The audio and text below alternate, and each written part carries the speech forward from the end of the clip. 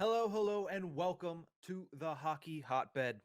My name is Nick Brlansky, and usually on this show, I like to bring you the top storylines from across the NHL, the best of the on ice product, but at the same time, I also cover all of the off ice issues, all of the off ice news and storylines as well.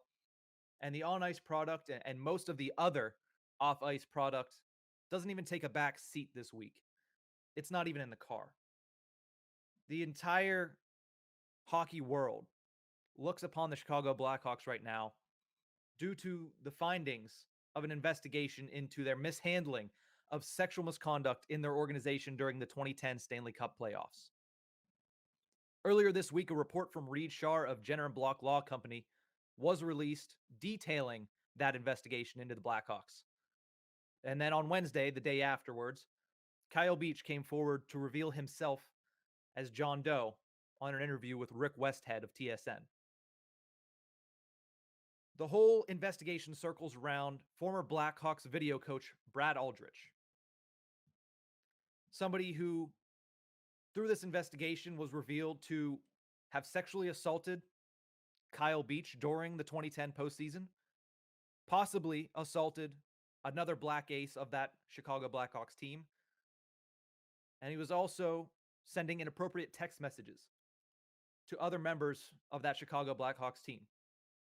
Now, I urge anybody who can to read the full 70-page document. It's not an easy read, I can promise you that. It's not easy to speak about. I'll give as many details as I can here in this episode, but I do urge you to go find that 70-page document. I know it is definitely on Elliot Friedman's Twitter handle. I know I retweeted it on my Twitter handle at the Hockey Hotbed. So definitely, if you can, go and read that. But if not, I will detail a lot of the events that were outlined in that investigation here on this episode. Brad Aldrich, in the investigation, it came out that during the postseason, he invited Kyle Beach over to his apartment after a night out. And the details were a little bit back and forth based on whose account of it was, but plain and simple, it seemed as if Brad Aldrich forced himself upon Kyle Beach and sexually assaulted him. Now, where this investigation realistically circles around is the mishandling by the Chicago Blackhawks, the failure to adhere to their own principles and their own standards for these types of situations. And the epitome of that really all started on May 23rd. A confidant of Kyle Beach's, an unnamed employee of the Chicago Blackhawks, told John McIsaac about the possible encounter. McIsaac dispatched Jim Gary, who is the team counselor, to go and speak to the player and find out what happened, get his side of the story. Gary, at that point, has a conversation during the intermission of a game between the Blackhawks and the San Jose Sharks. That ended up being game 4 of the 2010 Western Conference Finals. Gary, during the course of that conversation with Mr. Beach, confirmed the employee's story. He turned to McIsaac to inform him of the substantiated claims. Now, this is where the system failed. After McIsaac learns about all of this, there's a meeting of the top heads of the Chicago Blackhawks organization back in 2010. In that room, following Game 4 of the Western Conference Finals, is John McDonough, the president of the Chicago Blackhawks, Jay Blunk, the executive vice president of the Chicago Blackhawks, Al McIsaac, senior director of hockey administration, Stan Bowman, the general manager, Kevin Cheveldayoff, the assistant general manager, and then eventually they were joined by coach Joel Quenneville, who at the time was head coach of the Chicago Blackhawks. Jim Gary was also in there at the beginning of the meeting, but during the course of that meeting, these 6 gentlemen discussed the claims that were substantiated by the player, John Doe, in the investigation, and now we know as Kyle Beach. And Jim Gary also backed him at the beginning of that meeting. So the entirety of that meeting then became about what they're going to do about it. And Listen, none of us were in that room, so understandably, we don't know exactly what was said, but based on the interviews that were done by Reed Scher and the investigation and the notes that were released on Tuesday, it seemed like a couple things were definitely true. It seemed like a couple of the gentlemen in that room stated and made comments about keeping team chemistry and dealing with this after the season. Something that is not just wrong. There's so many more words that are more powerful and more accurate as to what making statements like those in this type of situation is. It's absolutely just appalling that this train of thought actually went through the head of multiple individuals in that room. Now, it also came out that some of the gentlemen in that room believed that this situation was in the hands of John McDonough, the team's president, because he was the highest ranking officer in the organization that was in that meeting. And they also believed that they were all to focus on hockey because of how hard it is to get to the Stanley Cup. That prioritization from any of the individuals that had that thought about a championship over the well being of one of their players is dangerous. It is completely inappropriate. And it's 100% ignorant. There should never be an instance like this where an individual's safety and their well being was thrown under the bus in exchange for team goals, team success, championships, Stanley Cups. So that May 23rd meeting, out of that, nobody said anything. The Chicago Blackhawks went on to defeat the Philadelphia Flyers in 6 games in the Stanley Cup. Nothing had been said up until that point. Nothing had been said after that point, during which the Chicago Blackhawks celebrated a championship with Brad Aldrich. Now, in the meantime, Jim Gary, the team counselor, was told that it was being handled. Jim Gary conveyed that to Kyle Beach, that it is being handled, that it has been taken care of, that people are worried about it and they're taking care of the situation. But at the same time, Brad Aldrich is still the team's video coach. He's still around the team. Beach has to see him every single day. There was no action throughout the entirety of the Stanley Cup playoffs, the Stanley Cup finals, or the 5 days that followed in celebration of a cup victory. Aldrich was permitted to be around the team because they didn't do anything. You can see pictures of him with the Stanley Cup on the ice right after the game. Pictures of him with the coaching staff. Pictures of him at the celebration at a Chicago Cubs game with the entire team. He was there because they didn't take any action to keep him from being there. Eventually, the Chicago Blackhawks Human Resources Department was informed of this on June 14th, 5 whole days after the Stanley Cup victory. And they did take swift action. Aldrich was brought in. He was given the choice to either resign or take leave of absence until an investigation had been completed.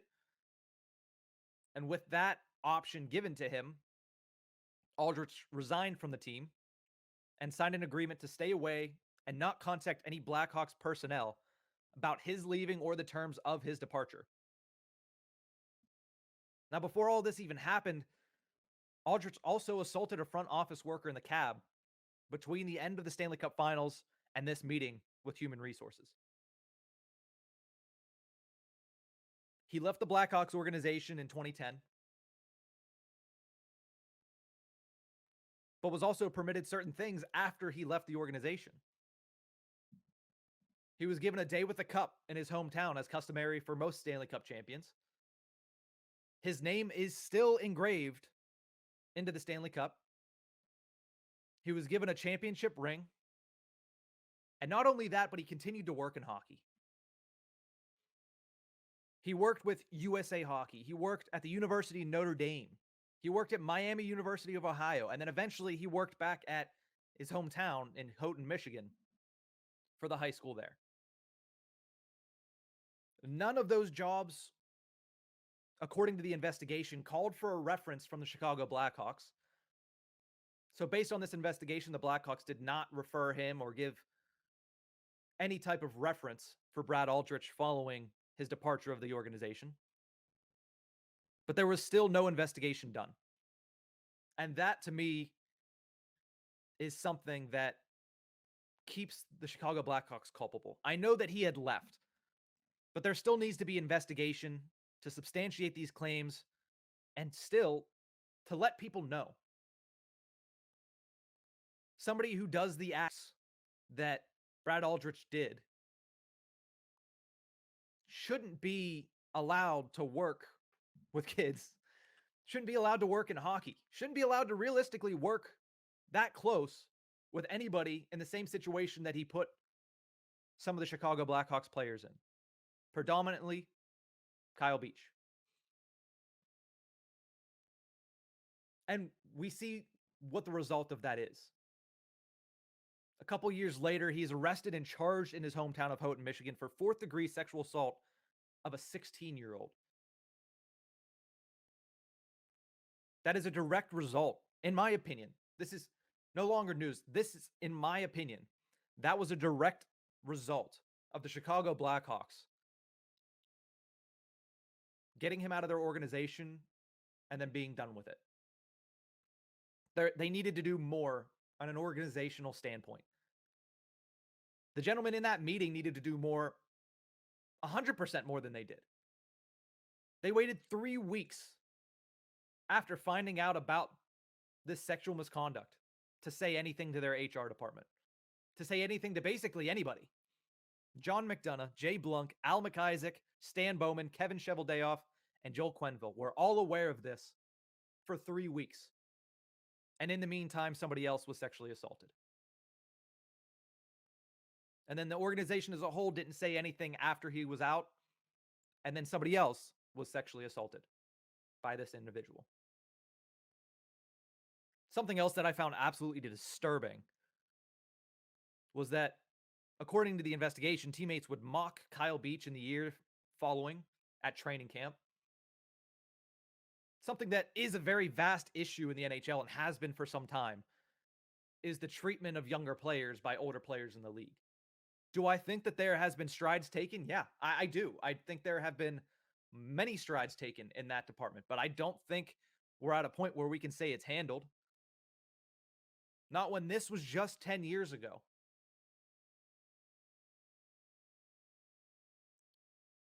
But that is the investigation. That is the majority of the details in the investigation. Obviously, it gets more detailed whenever you go and read the full 70 pages.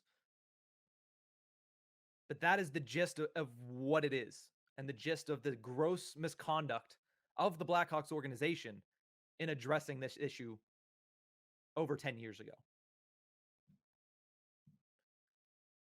Once this all came out on Tuesday, obviously there are a lot of statements that come out. And I'm not going to read you every single statement that was made by every single party. The Chicago Blackhawks had a statement. They said, quote, on their Twitter page, "First, we would like to acknowledge and commend Kyle Beach's courage in coming forward. As an organization, the Chicago Blackhawks reiterate our deepest apologies to him for what he has gone through and for the organization's failure to promptly respond when he bravely brought this matter to light in 2010. It was inexcusable for the then executives of the Blackhawks organization to delay taking action regarding the reported sexual misconduct. No playoff game or championship is more important than protecting our players and staff from predatory behavior." The statement then goes on to say, "The Blackhawks have implemented numerous changes and improvements within the organization, including hiring a new leadership team that is committed to winning championships while adhering to the highest ethical, professional, and athletic standards." Again, that is from the Chicago Blackhawks Twitter page, released just hours after the investigation was made public. A lot has happened in the days following this. NHL fined the Chicago Blackhawks organization $2 million as part of this. I know a lot of people are upset about that number. That is not high enough, that the Blackhawks should be fined by a lot more money. I'm not exactly sure how this fine was worked out. I would like to know how many people in that front office are still there from 2010. We did see earlier this week that the Blackhawks general manager, Stan Bowman, as well as Al McIsaac, the last two gentlemen that remain from that meeting in the Blackhawks organization, they stepped aside. Realistically, it should say they stepped down. I don't think either of them should be working in the NHL for the rest of their lives. Their careers should be over. But as of right now, the current wording is that they have stepped aside. Jay Blunk left the Blackhawks back in August of this year after 14 seasons with the team. Do you think he kind of saw something coming there? So he's no longer with the organization, no longer in the NHL. NHL Commissioner Gary Bettman will be meeting with Florida head coach Joel Quenneville on Thursday, so the day before this comes out. And next Monday, he'll be meeting with Winnipeg Jets general manager Kevin Cheveldayoff to talk to them about their parts in this absolutely horrific handling of this situation. Now, obviously, there's more to this story. There's always more to this story. I hope that in the past 20 minutes, I've given you a good bit of information, as that is the gist that I have worked out here. There's obviously way more around it than what I mentioned here.